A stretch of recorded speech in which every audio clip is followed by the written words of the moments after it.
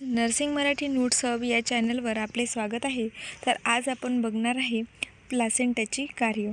तर व्हिडिओ जर तुम्हाला आवडत असेल तर व्हिडिओ शेअर करा, लाईक करा। तर बघूया आज आपण प्लासेंटाची कार्य। सगळ्यात पहिले प्लासेंटाची कार्य हा प्रश्न शॉर्ट्स नोट्स म्हणून येतो। तर सर्वात आधी व्याख्या लिहायची।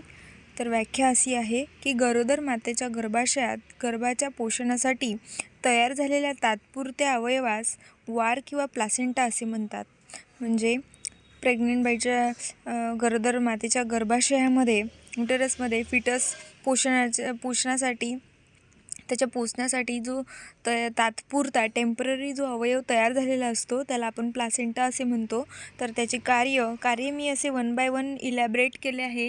तर सगळ्यात आधी तुम्ही काय करायचं, लाईन लिस्टिंग करून घ्यायची कार्याची, जसे पोषणाचे कार्य, चयापचयाचे कार्य, अशी लाईन लिस्टिंग करून घ्यायची आणि त्यानंतर 1 बाय 1 एक्सप्लेन करायचं।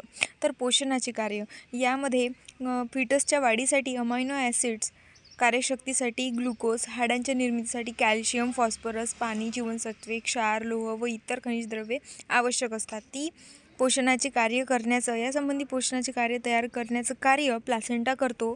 त्यानंतर चयापचयाचे कार्य, मेटाबॉलिझमचे जे कार्य आहे ते सुद्धा प्लासेंटा करतो।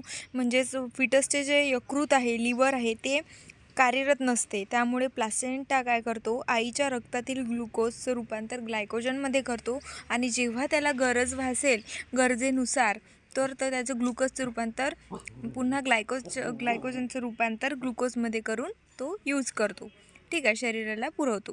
त्यानंतर श्वसनाचे कार्य देखील प्लासेंटा थ्रू होते। म्हणजे गर्भाशयामध्ये फिटस असताना त्याचे फुफ्फुस काय असतात, कार्यरत नसतात। जर गर्भाच्या फुफ्फुसाची हालचाल होत असते असे समजले जाते तरी देखील वायूची देवाणघेवाण ही कार्य त्या ठिकाणी होत नाही।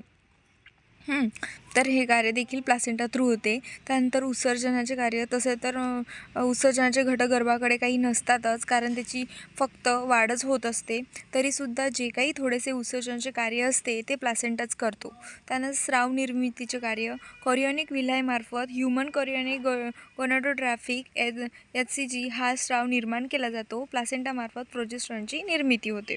त्यानंतर संरक्षणाचे कार्य, प्लासेंटा हा त्याच्याकडील एन्झाईम्स जे असते, अनावश्यक पदार्थाची क्रियाशीलता नाहीशी करतो। उदाहरणार्थ दिला आहे की गरोदरपणी मातेला जर टिटॅनस टॉक्साइड दिले तर ते प्लासेंटामार्फत गर्भाला पोहोचते व त्यापासून प्रतिकारशक्ती निर्माण होऊन त्याचा धनुर्वातासारखा भयंकर आजारापासून बचाव होतो। अशा प्रकारे प्लासेंटाचे कार्य आहे, ज्यामध्ये आपण